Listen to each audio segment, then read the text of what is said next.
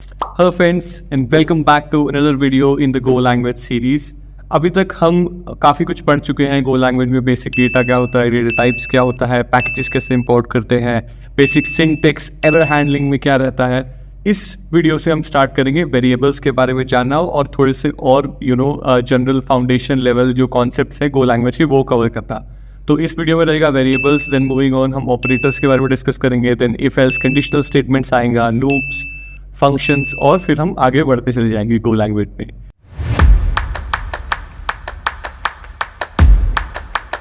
इस वीडियो में हम बात करने वाले हैं Go लैंग्वेज में वेरिएबल्स कैसे डिफाइन करते हैं. Go लैंग्वेज में वेरिएबल्स डिफाइन करने के एक्चुअली में काफ़ी अलग अलग छोटे छोटे तरीके हैं जो कि हम सारे एक एक करके इस वीडियो में कवर करने वाले हैं. तो अगर आप बिल्कुल एब्सोल्यूट बिगिनर है और आपको पता ही नहीं है कि वेरिएबल होता क्या है, तो let me give you a quick introduction about what variable is. देखिए, जब भी हम डेटा यूज़ करते हैं, हमने पिछली वीडियोस में बात करी है कि जैसे कि for example this is a string, ये एक स्ट्रिंग है. स्ट्रिंग टाइप का भी डेटा होता है Go लैंग्वेज में. फिर नंबर रहता है, फ्लोट वैल्यू रहती है 99.9, कैरेक्टर्स होते हैं जिसको हम र्यून्स बोलते हैं जो सिंगल कोट्स में होता है, और फिर बूलियन वैल्यू रहती है जो कि है ट्रू या फिर फॉल्स, राइट. अब ये सिर्फ वैल्यूज़ हैं जिनको हम डायरेक्टली हम प्रोग्राम में यूज़ तो कर सकते हैं, जैसे कि प्रिंट फंक्शन में हम स्ट्रिंग को यूज़ करते हैं, या हमने सारे अलग अलग टाइप के जो डेटा है वो हमने प्रिंट फंक्शन में यूज़ किए थे. इससे पहले वाली वीडियोस अगर आप देखेंगे तो आपको समझ में आएगा. अगर मेरे को कोई एक वैल्यू को ढंग से रखना है, अगर मेरे को एक वैल्यू को पूरे प्रोग्राम में अलग अलग जगहों पे यूज़ करना है, तो एक तरीका तो यह है कि मैं बार बार उस वैल्यू को डायरेक्टली ABC फॉर एग्जांपल अगर वैल्यू है, मैं डायरेक्ट हर बार उसको ABC हर जगह लिखता रहूँ. उसकी बजाय दूसरा तरीका ये है कि उसको मैं किसी एक चीज़ में असाइन कर लूँ और मैं बोलूँ इसका एक नाम रख दूँ X. जब भी मैं बोलूँ X तो मेरे को ABC वैल्यू मिल जाए. वो ज़्यादा आसान तरीका है. तो मुझे हर जगह बस X बोलना है और वो वैल्यू आ जाएगी ऑटोमेटिकली. अब ये होता है वेरिएबल्स के थ्रू. वेरिएबल क्या है? देखो, जो भी हम डेटा रखते हैं वो हमेशा किसी न किसी मेमोरी स्पेस में रखा जाता है. तो कोई ना कोई मेमोरी रहती है जिसके अंदर वो डेटा हम स्टोर करते हैं. फॉर एग्जांपल ये ABC स्ट्रिंग इसके अंदर स्टोर है. वेरिएबल हमें क्या अलाउ करता है कि इस मेमोरी को हम एक नाम दे देते हैं. फॉर एग्जांपल मैंने इस मेमोरी को नाम दे दिया X. तो जब भी मैं अपने प्रोग्राम में बोलूँगा कि X दो भाई, तो वो ABC वैल्यू उठा के दे देगा. कंपाइलर को पता होगा कि X जो है वो एक वेरिएबल है, एक मेमोरी लोकेशन का नाम है, और उस मेमोरी लोकेशन में जो भी डेटा है वो प्रोग्राम में पूछा गया है जब भी हम X को एड्रेस करते हैं. तो ये वेरिएबल्स होते हैं. जैसे कि आप यहाँ पे देख भी सकते हैं कि variable is nothing but named storage space which a value in which a value is stored, right. तो एक मेमोरी लोकेशन एक स्टोरेज स्पेस है जहाँ पे हम वैल्यू को स्टोर करते हैं और उसको एक नाम दिया जाता है, वो वेरिएबल है. नाउ जब भी हम Go लैंग्वेज में कोई एक वेरिएबल बनाते हैं तो हमें var कीवर्ड का इस्तेमाल करना होता है कि हम वेरिएबल को बनाने से पहले var कीवर्ड रखेंगे. इसका मतलब है कि Go लैंग्वेज के कंपाइलर को हम बता रहे हैं कि एक वेरिएबल मैं बनाने वाला हूँ, राइट.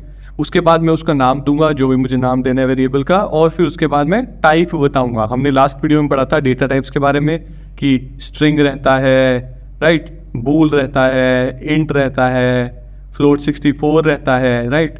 तो ये टाइप रहते हैं. तो अगर मेरे को एक वेरिएबल बनाना है तो मुझे क्या करना है, मुझे लिखना है var, वेरिएबल का नाम लेट्स से X वेरिएबल का नाम है, और उसके अंदर मुझे इंटीजर टाइप की वैल्यू सेव करनी है, तो int. अब ये मेरा एक वेरिएबल बना देगा Go कंपाइलर X नाम का, जो कि int टाइप की वैल्यू अपने अंदर स्टोर कर सकता है. शुरू में उसके अंदर कोई वैल्यू नहीं होगी क्योंकि मैंने कोई वैल्यू दिया नहीं है, मैंने बस सिर्फ एक वेरिएबल क्रिएट किया है. तो एक वो मेमोरी लोकेशन सेट कर देगा जिसमें कोई वैल्यू नहीं रखेगा और बोलेगा कि हाँ भाई ये X वेरिएबल किया है, X नाम की मेमोरी लोकेशन है और इसमें एक्सपेक्टेड है int टाइप की वैल्यूज़. तो यही आप एग्जांपल यहाँ पे देख पा रहे हैं. जैसे कि यहाँ पे हमने एक क्वांटिटी नाम का वेरिएबल बनाया है जो कि int टाइप की वैल्यू स्टोर करेगा. फिर अगर आप चाहें तो मोर देन वन वेरिएबल्स को एक साथ भी क्रिएट कर सकते हैं कॉमा डाल के. तो मान लीजिए मुझे X और Y दो वेरिएबल्स बनाने हैं, तो मैं क्या करूँगा, var लिखूंगा स्पेस X, Y और यहाँ पे लिख दूंगा int. तो कंपाइलर को पता है कि X और Y दो अलग अलग वेरिएबल्स बनाने हैं int टाइप के, तो वो दो मेमोरी लोकेशन सेट कर देगा X और Y के नाम से और बोलेगा हाँ भैया वेरिएबल्स मैंने क्रिएट कर दिए. सो this is how it is done in Go variable. ये जो हमने अभी तक किया है ये हमने वेरिएबल को डिक्लेयर किया है. जो वेरिएबल को डिक्लेयर करते हैं, जैसे कि मैंने बताया, खाली स्पेस उसको असाइन किया जा सकता है, उसके बाद उसमें वैल्यू असाइन होती है. तो देखते हैं वैल्यू कैसे असाइन करते हैं. तो वैल्यू असाइन करने का तरीका बहुत आसान है. जस्ट आपको इज इक्वल टू ऑपरेटर का यूज करना है और उसको वैल्यू दे देनी है. फॉर एग्जाम्पल क्वांटिटी हमने वेरिएबल पिछले में बनाया था, वो था var क्वांटिटी int. ये था हमारा वेरिएबल, इसी तरीके से हमने बनाया था. तो अगर मुझे इसको once I have declare created the variable, तो ये जो var क्वांटिटी इंट मैंने लिखा, इससे वेरिएबल क्रिएट हो गया। अब इसके बाद जब एक वेरिएबल क्रिएट हो गया, उसको वैल्यू असाइन करनी है, तो मैं क्या करूंगा, क्वांटिटी इज इक्वल टू 2। अब ये वेरिएबल जो है ये इसको ये वाली वैल्यू असाइन होगी। तो जब भी अब इसके बाद फॉर एग्जांपल प्रिंटलन फंक्शन में इस्तेमाल करता हूँ, प्रिंटलन फंक्शन के अंदर मैं इस वेरिएबल की वैल्यू प्रिंट करूंगा ना, अगर क्वांटिटी लिखूंगा तो ये मेरे को 2 वैल्यू दे देगा, क्योंकि 2 वैल्यू इसके अंदर स्टोर्ड है। इसी तरीके से अगर कोई मेरा स्ट्रिंग टाइप का वेरिएबल है, जो कि है, मान लो मैंने स्ट्रिंग टाइप का वेरिएबल बनाया, वेरिएबल स्टूडेंट के लिए STU लिख रहा हूँ अभी के लिए, और स्ट्रिंग टाइप मैंने इसको डिफाइन कर दिया। तो अगर इसको मुझे वैल्यू असाइन कर दिया तो मैं लिखूंगा stu is equal to John Wick या whatever you want to assign the values. Double quote में वैल्यू असाइन करनी है, वो वैल्यू इस वेरिएबल को असाइन हो जाएगी, राइट। सिमिलरली अगर आपको 2 से ज़्यादा वेरिएबल को एक साथ वैल्यू देनी है, जैसे कि हमने पढ़ा था पीछे भी इन द लास्ट स्लाइड कि अगर आपको 2 वेरिएबल एक साथ वैल्यू क्रिएट करने हैं, तो आप इस तरीके से क्रिएट कर सकते हैं कि आप कॉमा सेपरेटेड वैल्यू रखेंगे, लेंथ कॉमा विड्थ, और आप एक साथ उसको क्रिएट कर देंगे। अब उसी तरीके से अगर मेरे को मान लो वैल्यू भी एक साथ असाइन करनी है, मैं बोलता हूँ नहीं यार क्यों बार बार 2 लाइन लिखूँ, एक ही मैं असाइन कर देता हूँ। तो अगर मैंने 2 वेरिएबल बनाए हुए एक्स और वाई, दोनों का सेम टाइप होना चाहिए, तो मैं लिखूंगा एक्स कॉमा वाई और सीधा उनको वैल्यू असाइन कर दूंगा 10,11। तो ऑटोमेटिकली गो कंपाइलर समझ जाता है कि हाँ यार ये 10 वैल्यू एक्स की है और ये जो 11 है ये वाई को असाइन करना है। तो इस तरीके से वो वैल्यूज असाइन हो जाती हैं, राइट। मूविंग ऑन टू कि अगर आपको, अब ये तो था तरीका 2 स्टेप्स का। फर्स्ट स्टेप में हम कर रहे थे कि हम अपने वेरिएबल को क्रिएट कर रहे थे, and in the next step what we do is we assign a value to it. तो ये सही तरीका भी है वैसे, as a beginner you should do it कि आप पहले वेरिएबल को क्रिएट कीजिए, create variable, and then you assign a value to it, assign value to it, right. ये तो है मल्टी स्टेप, 2 स्टेप में काम होता है। फर्स्ट स्टेप में क्रिएट करते हो, सेकंड स्टेप में आप उसको असाइन करते हो। अगर आपको पता है कि आप अपने वेरिएबल को क्या वैल्यू देना चाहते हैं, तो आप ये काम एक बारी में भी कर सकते हैं। जैसे कि मुझे पता है कि मेरे को मार्क्स नाम का एक वेरिएबल बनाना है जो कि फ्लोट 64 टाइप का होगा और उसको वैल्यू देनी है 95.5। So I can do it in one go as well. मैं सीधा लिखूंगा var marks float 64 is equal to 94.5। एक ही बारी में मेरा वेरिएबल क्रिएट भी हो गया और मेरा वैल्यू असाइनमेंट भी हो गया। अब इसको करने का एक छोटा तरीका भी है, जो कि है जिसमें अगर मैं एक वेरिएबल बना रहा हूँ और बनाते वक्त उसको वैल्यू असाइन कर दे रहा हूँ, तो वैल्यू की जो टाइप है उसके बेसिस पे जो गो लैंग्वेज का कंपाइलर है वो ऑटोमेटिकली उस वेरिएबल की टाइप सेट कर देता है। For example if I do वैर मार्क्स इज इक्वल टू 95.5, तो मेरे को यहाँ पे टाइप को असाइन करने की जरूरत नहीं है। ऑटोमेटिकली क्या होगा, 95.5 से मार्क्स की वैल्यू को टाइप असाइन हो जाएगा। वो बोलेगा अच्छा यार ये तो फ्लोट टाइप का है, तो ये वेरिएबल भी जरूरी फ्लोट टाइप की वैल्यू हमेशा रखना चाहता होगा, तो वो इसको फ्लोट टाइप का बना देगा, राइट। इसी तरीके से अगर फॉर एग्जाम्पल पुराने तरीके से अगर आप टाइप देते हुए अगर आप मल्टीपल डिक्लेरेशंस करना चाहते हो और असाइनमेंट करना चाहते हो, तो ये तरीका है, this is super easy. But a better way is this, automatically जिसमें गो जो है वो आपका टाइप सेट कर देता है, क्योंकि आपको कम कोड लिखना है, राइट। फॉर एग्जाम्पल अगर मेरे को लिखना है कि वेरिएबल मेरे को एक स्टूडेंट का नाम बनाना है, तो मैं लिखूंगा स्टूडेंट, और मैं क्यों आगे स्ट्रिंग लिखूँ, मैं डायरेक्टली लिख देता हूँ अभिषेक। तो ये ज़्यादा आसान नहीं है मेरे लिए कि मुझे यहाँ पे एक एक्स्ट्रा वर्ड नहीं लिखना पड़ा, मुझे नहीं मेंशन करना पड़ा कि यार ये स्ट्रिंग टाइप का है। वो ऑटोमेटिकली जो है गो के कंपाइलर ने पता लगा लिया कि हाँ ठीक है ये तो स्ट्रिंग टाइप का ही होगा। But this can only be done when you know कि आपको क्या वैल्यू असाइन करनी है। मतलब ऐसा नहीं कर सकते आप कि आप लिखो वैर स्टूडेंट और इसको यहाँ पे छोड़ दो और फिर नेक्स्ट लाइन में स्टूडेंट को वैल्यू असाइन करो, नहीं। तो फिर जो है वो कंपाइलर आपको एरर दे देगा कि यार यहाँ पे आपने टाइप नहीं बताया। तो चाहे तो आप उसको साथ साथ वैल्यू असाइन करोगे तो गो का कंपाइलर पता लगा सकता है कि अच्छा ये टाइप का है। अदरवाइज आपको वो एक्सप्लिसिटली यहाँ पे टाइप मेंशन करना पड़ेगा स्ट्रिंग, जो कि मेन तरीका है पुराने वाला, उसी तरीके से आपको करना पड़ेगा। तो अगर आपको सिर्फ पहले वेरिएबल बनाना है उसको बाद में आपको यूज करना है, then you have to use the var keyword, then आपके वेरिएबल का नाम एक्स और आपको फिर उसको टाइप देना है, जो भी टाइप देना है, और छोड़ दो। उसके बाद आपको जब भी वैल्यू असाइन करनी है simple is equal to use करके असाइनमेंट ऑपरेटर यूज करके वैल्यू असाइन कर देना। अगर पता है कि वैल्यू क्या असाइन करनी है तो फिर टाइप को स्किप कर सकते हो, सीधा ये लिख सकते हो, वो गो कंपाइलर अपने आप पता लगा लेगा। ओके, तो let's move on now. Yes, तो अब एक और चीज़ है, जब हम फॉर एग्जांपल कोई एक वेरिएबल बना रहे हैं, जैसे कि हमने यहाँ पे एक वेरिएबल बनाया वैर एक्स इंट। अब मैंने इसको वैल्यू तो असाइन करी नहीं कोई, तो गो का कंपाइलर क्या करेगा, एक्स एक मेमोरी स्पेस का नाम देगा और खाली छोड़ देगा। अब खाली का मतलब क्या है, व्हाट डज इट मीन कि खाली छोड़ देगा? क्या मैं जब इसको अगर प्रिंटलन फंक्शन में डालूंगा तो मेरे को कोई वैल्यू नहीं मिलेगी? वो क्या बोलेगा कि नहीं ये तो खाली है तो एम्प्टी दिखाएगा? नहीं, ऐसा नहीं होगा। बाय डिफॉल्ट कुछ डिफॉल्ट वैल्यूज असाइन होती है वेरिएबल्स को, जैसे कि हम यहाँ पे देख सकते हैं उनको जीरो वैल्यू बोला जाता है या फिर डिफॉल्ट वैल्यू, और वो अलग अलग टाइप के लिए अलग अलग होगी। जैसे कि फ्लोट टाइप के लिए क्या होगा, जीरो वैल्यू जो है वो जीरो है, इंटीजर के लिए भी जीरो वैल्यू जीरो ही है। तो अगर मैं यहाँ पे इंटीजर टाइप का एक्स का मैंने इंटीजर टाइप का वेरिएबल बनाया, मैं प्रिंट करूँगा तो ये मेरे को जीरो प्रिंट करके देगा, बोलेगा कि इसकी डिफॉल्ट वैल्यू जीरो है। In other ways it is saying कि यहाँ पे कुछ असाइंड नहीं है। सिमिलरली स्ट्रिंग टाइप की जो जीरो वैल्यू है या जो डिफॉल्ट वैल्यू है वो एम्प्टी स्ट्रिंग है, कि अगर मैं यहाँ पे कोई स्ट्रिंग टाइप का वेरिएबल बनाऊंगा तो फिर वो ब्लैंक दिखाएगा, स्पेस खाली एम्प्टी। बूलियन के अंदर जो है वो zero value default value false है। तो अगर मैं कोई वेरिएबल बनाता हूँ for example var is flag या वटेवर, और इसको बोल्ड टाइप का बनाता हूँ और मैंने कोई वैल्यू साइन नहीं करी और मैं प्रिंट एलन का यूज़ करके अगर मैं इसकी वैल्यू जो है वो प्रिंट करना चाहूँगा तो वो मेरे को देगा फॉल्स, क्योंकि बाय डिफ़ॉल्ट वो बूलियन की जो वैल्यू होती है वो फॉल्स होती है, राइट। तो इस तरीके से जीरो वैल्यूज़ जो है गो का कंपाइलर बाय डिफ़ॉल्ट अपने आप असाइन कर देता है। जैसे कि हम यहाँ पे देख सकते हैं कि मैंने एक माइंट नाम का वेरिएबल बनाया, फिर मैंने उसको प्रिंट करने की कोशिश करी तो उसने आउटपुट दिया जीरो, क्योंकि उसने इंट की जो डिफ़ॉल्ट वैल्यू जीरो असाइन कर दी।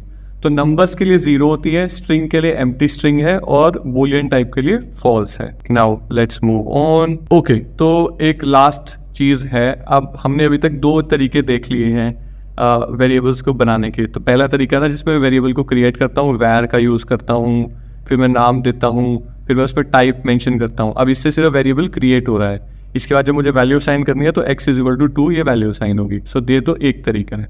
दूसरा तरीका है जब मुझे पता है कि वैल्यू क्या असाइन करनी है तो मैं डायरेक्टली उसको वैर x इज इक्वल टू 2 बोल सकता हूँ। कंपाइलर जो है वो ऑटोमेटिकली पता लगा लेगा कि अच्छा इसका टाइप इंट होगा, तो मुझे वो स्पेसिफाई करने की जरूरत नहीं है। ये थोड़ा छोटा तरीका है। अब इससे भी एक छोटा तरीका है कि आप सिंपल ये लिख सकता हूँ मैं x colon is equal to 2।